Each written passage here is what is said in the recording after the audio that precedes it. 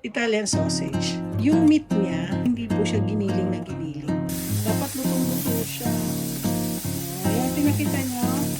Ilalagay natin itong sausage. Ilalagay ko ang kanin. Damihan na. Lagay mo na alak.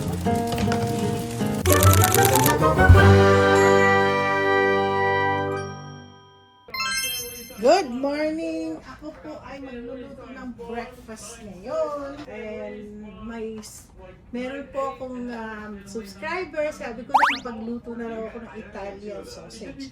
Yes po! Nakapagluto po ako ng Italian sausage. Ito po ay nasa casing. Ito. Pinakita ko lang sa Facebook yung picture. Kaya lang kasi, tinamad na po ako. Papakita ko sa inyo.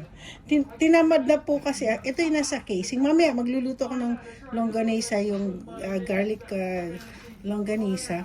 So, ganito na po. So, magluluto po ako ng breakfast. Ito iluluto ko na. Ayoko na po kasi siyang tawag nito. Ayoko po siyang, umuwi natin. Mabango pa siya. So, magluluto ako dito sa griddle. Lalagyan natin ng konting Actually, ayoko sanang, maingay. Masyado maingay. Ayoko na muna sige, painitin natin. Ito yung griddle ko. Hexcod!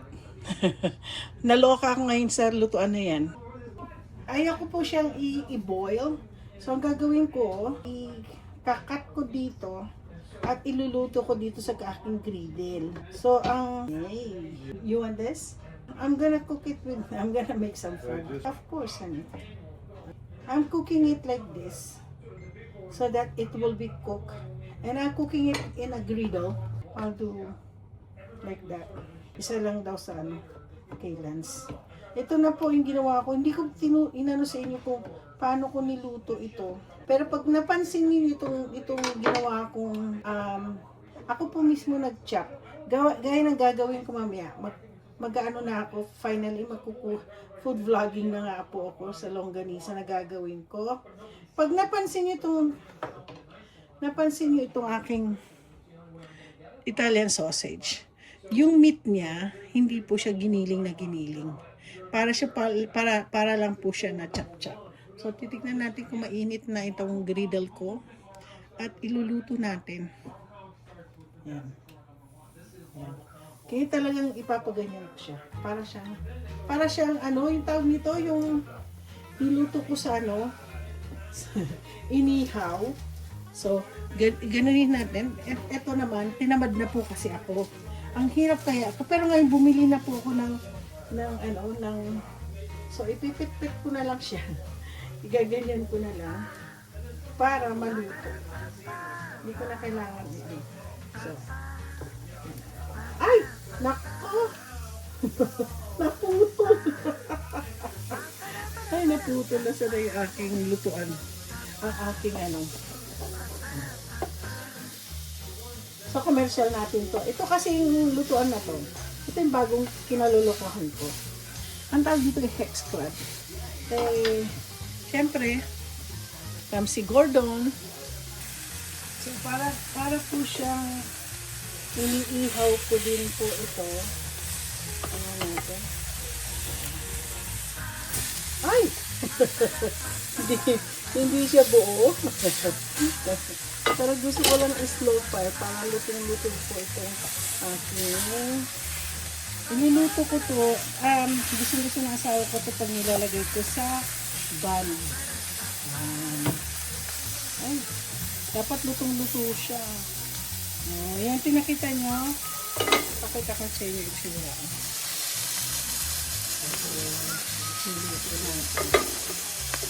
Pero ako,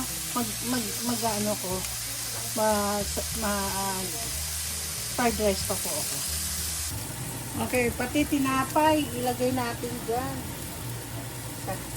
Imove ko lang itong longganisa po. Ito aking tinapay. Actually, si Lance lang po magtitinapay. Ako hindi. Iluto pa natin, i-grill pa natin ito. Ito ako na nakakain ito.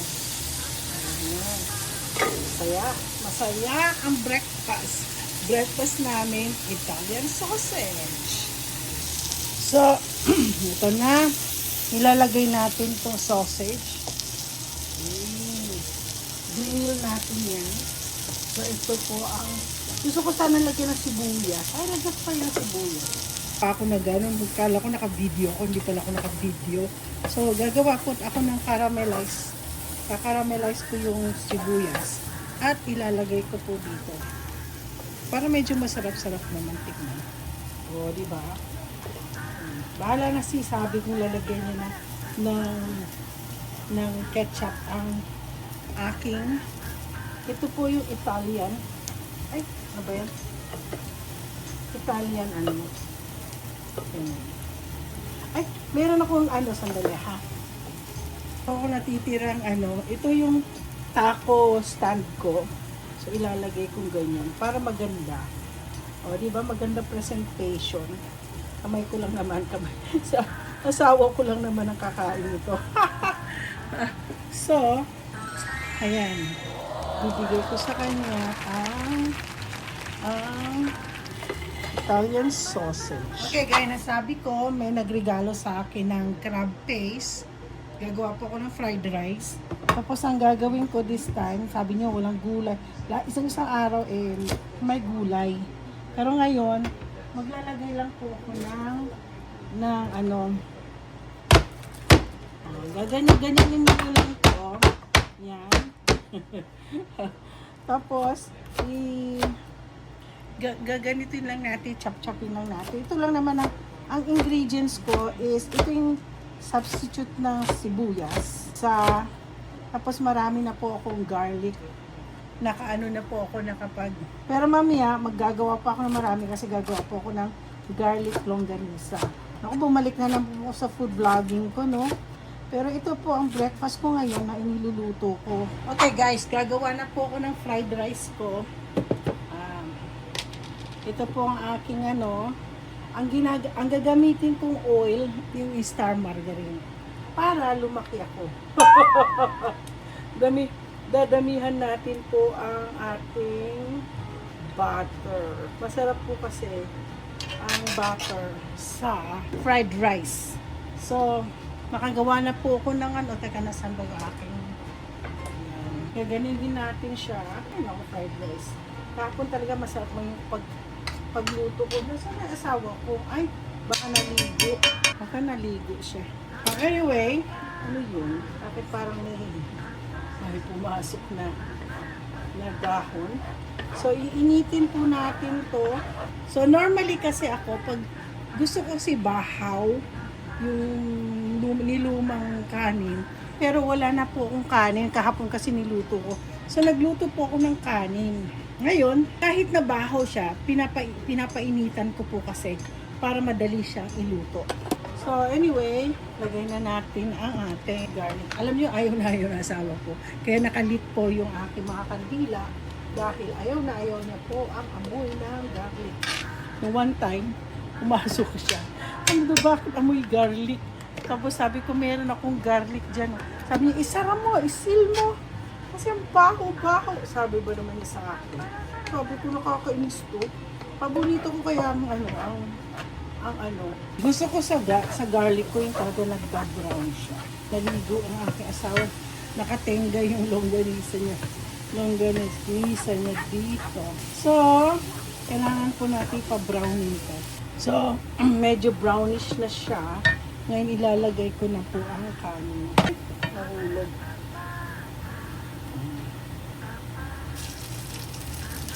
Ilalagay ko ang kanin sa aking fried rice. Ay! Na pala? May natutong. Ano ba yan? Natutong yung kanin ko. Kunin ko lang yung malambot. Subukan ko din. So, ay, ang daming garlic. Super grabe garlic. Oh.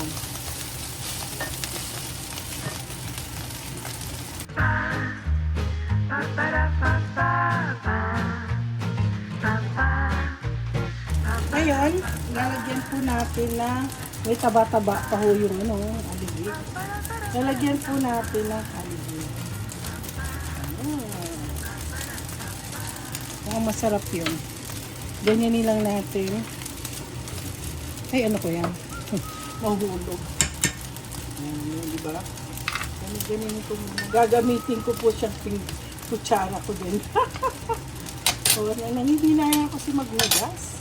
So, ito po. Ay, ano na siya. Lagyan ko. Slow fire ko siya. Ayoko kasi siyang matutong. So, yan. Ay, naku, tingnan ko. Mukhang masarap siya. Ang bango. Grabe ang bango. Ang bango-bango ng aking aligi. Thank you, Dr. Ortega for bringing me this. Tapos lalagyan ko na. Yan. Damihan na. Lagay mo na nga lahat.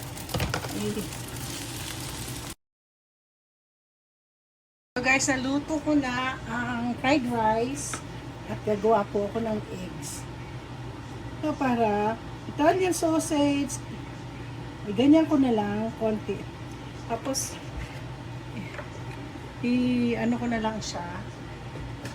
Okay, painitin natin dahil ano ko na lang muna itong mga sayang yung ito dito ko kayo luto. Hindi, na lang dito. Ay, ayan. So, igaganon natin para maluto ko yung eggs.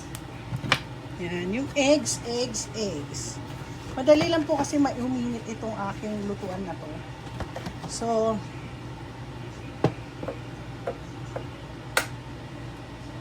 okay. Yeah. Okay, dito naman isa. Sa kabila. Ooh. Yan, ang aking eggs. Para masarap ang aking breakfast. Ay. Yan natin. Pick failure ang aking eggs. Pero tingnan natin kung masarap siya with the eggs. Okay guys, ngayon lang ako kakain ng aking breakfast. At it's already 9:39. Pagkatapos ko pong mag-live.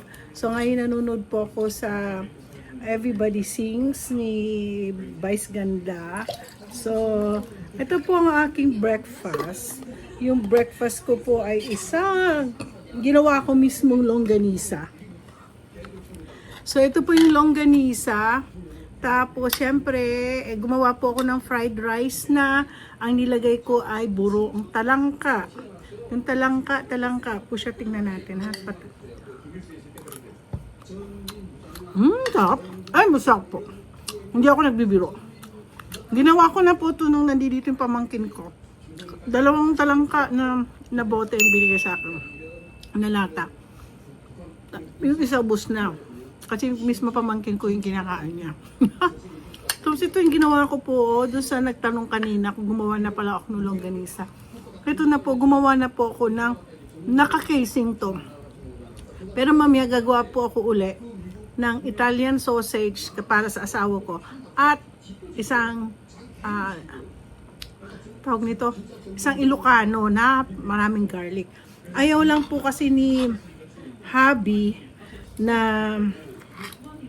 gawa ako ng garlic. Ayaw niya kumain ng maraming garlic kasi galit siya sa garlic. Hindi niyo alam. Yun na nga po sabi ko sa inyo, opposite talaga kami mag-asawa. Pero because of the love of Christ, the love of God, ang asawa ko talaga love na love niya ang Panginoon. Talagang no matter what, Holy Spirit ko nga yung asawa ko eh. So siya po ang So tingnan natin itong longganisa ko. Last week ko pa to ginawa. Siguro mga kailan dumating ako? Friday pa. Hindi Friday kaya ako dumating. Monday. Ay masarap. Lalo pong sumarap. Lalo siyang sumarap.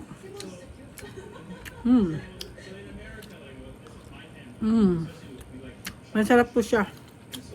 Tapos partneran mo ng itlog. At saka fried rice. Ito po nga, ang ano ko talaga, kaya guys, sinabi ko sa live ko kanina. Kasi sa dream ko, magtayo ng isang restaurant, breakfast restaurant, na meron yung longganisa.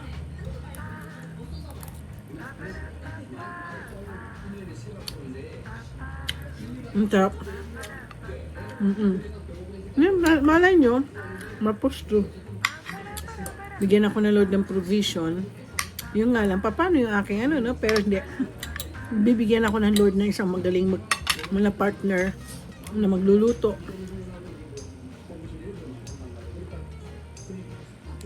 Well, actually, meron ako talagang magaling na partner na supposedly mag-chef siya.